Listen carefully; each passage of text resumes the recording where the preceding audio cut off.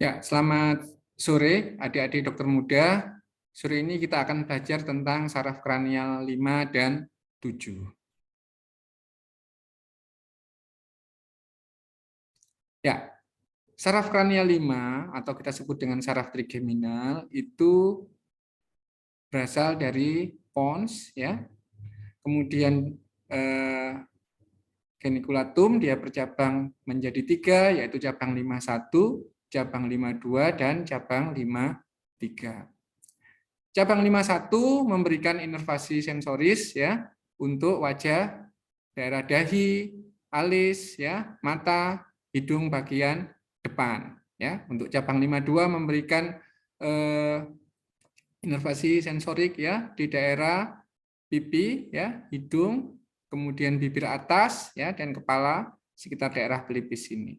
Untuk cabang 53 ya memberikan persarafan untuk rahang mandibula ya, rahang bawah ya. Dia juga memberikan inervasi untuk otot-otot pengunyah yaitu otot temporalis, otot masseter, pterygoideus ya, medial dan lateral.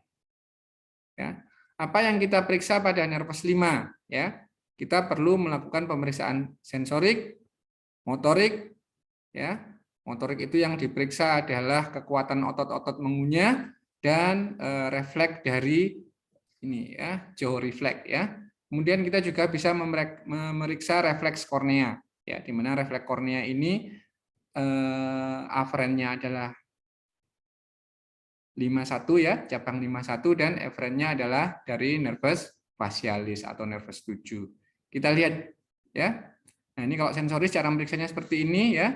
Kita lakukan pemeriksaan pada daerah-daerah percabangan 51, 52 dan 53. Yuk kita lihat videonya ya.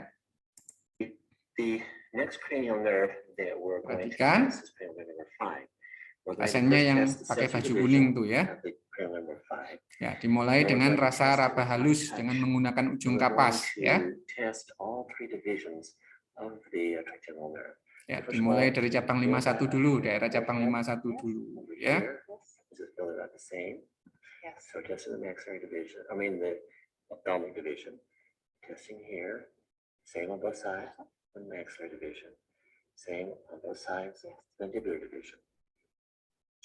Ya, lalu dilanjutkan dengan pemeriksaan rasa tajam ya. Bisa pakai tusuk gigi bisa ya, atau bisa menggunakan jarum dari palu refleks yang Anda miliki. Ya.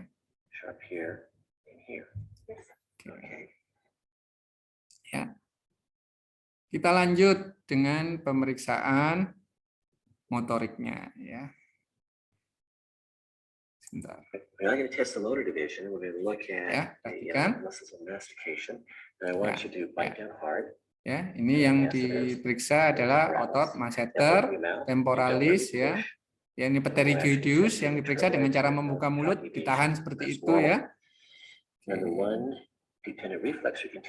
Terus diperiksa refleks jaw refleksnya ya, ini pemeriksaan jaw refleks. Suruh buka ringan, buka mulut ringan ya, terus diketuk seperti itu.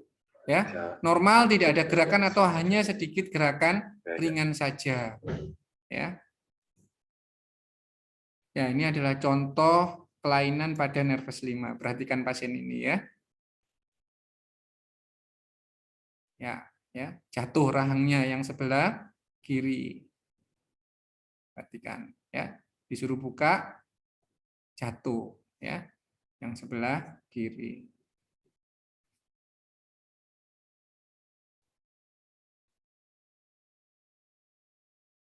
Relax a little bit with your jaw. I'm just going to tap here. Just relax totally, let it flow close. So there you go. Just a little bit. Oke ya. Penyakit apa yang sering melibatkan nervus trigeminal ya? Yang paling banyak di masyarakat adalah trigeminal neuralgia. Dengan ciri-ciri klinis bahwa akan ada nyeri wajah di daerah distribusi nervus 5. Ya, bisa di nervus 51, bisa di daerah 52, bisa juga di daerah 53. Tapi yang paling sering itu di areanya 51 dan 52 ya. rasa nyerinya seperti disengat listrik, ya, panas, ya, berlangsung hanya beberapa detik, tapi bisa berulang-ulang kali dalam satu hari, ya. Kalau memang ditemukan, maka obat pilihan utama untuk penyakit ini adalah karbamazepin, ya, kecuali kalau sangat resisten, ya, dengan dosis karbamazepin yang maksimal tidak ada perbaikan, maka baru kita pertimbangkan bedah. Nah ini, ya, titik-titik hitam ini adalah daerah-daerah yang paling sering dikeluhkan pasien mengalami nyeri pada kasus trigeminal neuralgia. Ini, ya, ini biasanya di alis, ya, di tepi mata, ya, kemudian di hidung, di bibir atas, ya, di mana nyeri-nyeri ini kadang-kadang dipicu oleh tindakan-tindakan sederhana setiap harinya, misalnya sikat gigi, bercukur, ya, nah, itu bisa memicu nyeri, ya. Nah ini tindakan bedah seandainya kita tidak berhasil, ya, dengan pengobatan secara medikamentosa. Nah ini arteri, ya, yang menekan nervus 5, ya, itu diberi penahan berupa spon di sini, ya, agar dia tidak mengganggu nervus 5-nya ini. Ya, pendekatan bedahnya dari sini. Oke. Ya, kita lanjutkan dengan nervus facialis atau nervus 7, ya. Dia keluar dari pons bagian bawah, ya, memberikan persarafan motorik untuk otot-otot wajah, ya, memberikan sensorik, ya, untuk 2/3 anterior lidah, ya, memberikan persarafan otonom, ya, untuk ini, untuk glandula-glandula saliva, ya, maupun kelenjar air mata, ya, di situ. Nah ini perhatikan, ya, memang nervus 7 itu mempunyai 3 inti, ya. Jadi inti untuk inti otonom, ya, untuk inti otonom untuk kelenjar saliva, ya, atau kelenjar air mata. Perhatikan ini, ya, yang warna coklat keemasan, ini ke kelenjar air mata di sini, kemudian ini yang untuk ke kelenjar saliva. Kemudian inti motorik, ya, yang warnanya ungu ini untuk otot-otot wajah, ya, dan inti sensorik, ya, untuk pengecapan 2/3 anterior lidah yang warna hijau ini, perhatikan, ya. Oke, ya. Nah, untuk motorik nervus 7 itu ada keistimewaan, ya. Dia mempunyai inti motorik nervus 7 itu mempunyai inti bagian atas dan inti bagian bawah.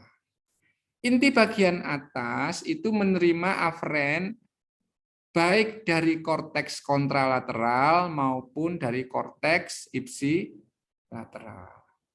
Sedangkan inti bagian bawah itu hanya mendapatkan, ya, aferen dari korteks kontralateral. Yang dari ipsilateral dia tidak dapat. Seperti itu. Sehingga apa akibatnya? Ya,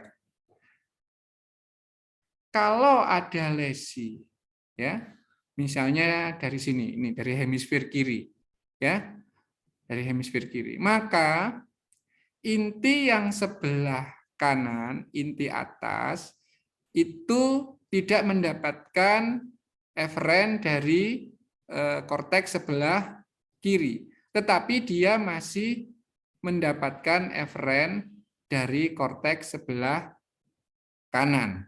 Ya, akibatnya apa? Otot wajah bagian atas itu masih simetris.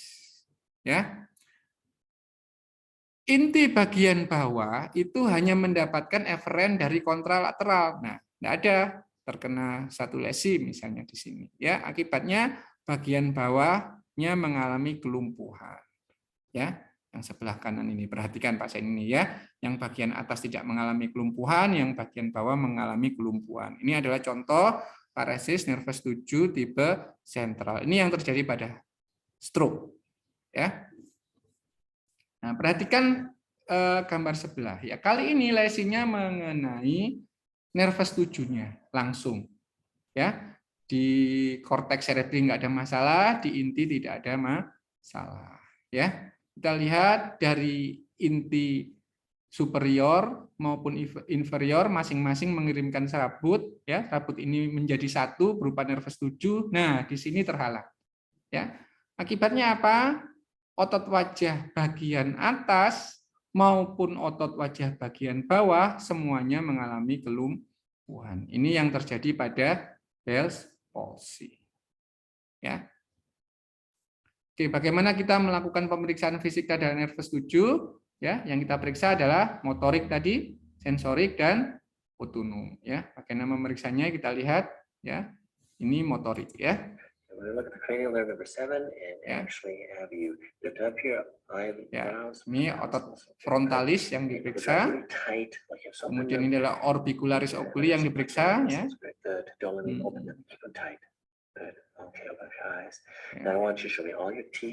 Ya. Ya. Perhatikan simetrisitas ya.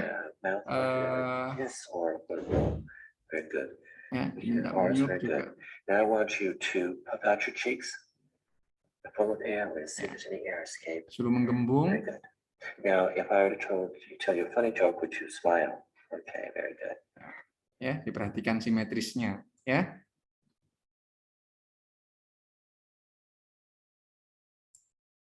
Ya, ini yang sensorik, ya, perhatikan. The sensory division for the subcranial nerve is actually for taste, the anterior 2/3 of the tongue. I have contact applicators that have been soaked in certain solution that should have a taste. And in testing this, I want you to stick out your tongue, hold it out. I'm going to touch one side of your tongue, and I want you to identify what it is you're tasting before you put your tongue back in, and then tell me what it is that you taste, okay? Okay, so go ahead and stick your tongue out. Oh yeah, I'm just going to touch one side. Ya, perhatikan ya. Kita tes, dioleskan, diminta merasakan ya. Nah, manis, apakah? Again, I'm going to just touch to your tongue, and don't put it back in until you feel like you've been able to identify it, or if you can. Okay. Oke. Apa rasanya? That's correct. Asin, ya. Tuh. Ya, apa penyakit yang seringkali melibatkan nervus 7? Ya, kita bagi tipe sentral atau tipe perifer. Ya, kalau tipe sentral yang paling banyak penyebabnya adalah stroke, tumor, infeksi sistem saraf pusat, ya, otak terutama, otak ya, atau trauma, ya, trauma kapitis. Kalau perifer yang paling sering adalah Bell's palsy, Ramsay-Hunt syndrome, fraktus basis kranii, ya, otitis media kronik, ya, atau iatrogenik, misalnya pada pembedahan mastoidektomi ya, secara tidak sengaja nervus 7-nya terpotong seperti itu ya. Nah ini ya, perhatikan ini contoh nervus 7 yang tidak normal. Perhatikan videonya.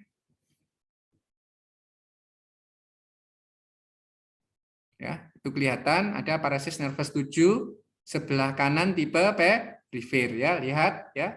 Dahinya, kerutan dahinya tidak simetris, yang sebelah kiri bagus, yang sebelah kanan tidak ada kerutannya ya. Lalu Anda perhatikan matanya itu, yang sebelah kanan lebih lebar dari sebelah kiri dan tidak bisa nutup ya. Nah, itu yang kita sebut dengan lagophthalmos itu ya. Nah, oke. Ya, perhatikan juga lipatan nasolabialnya ya, yang sebelah kanan hilang. Ya. Nah, ini yang paresis nervus 7 yang tipe sentral ya, Anda lihat dahinya itu masih simetris, tinggi alis masih simetris, tapi otot wajah bagian bawah tidak simetris ya. Yang pasien kedua ini pada pasien stroke ya. Paresis nervus 7 tipe sentral nih yang pasien ini.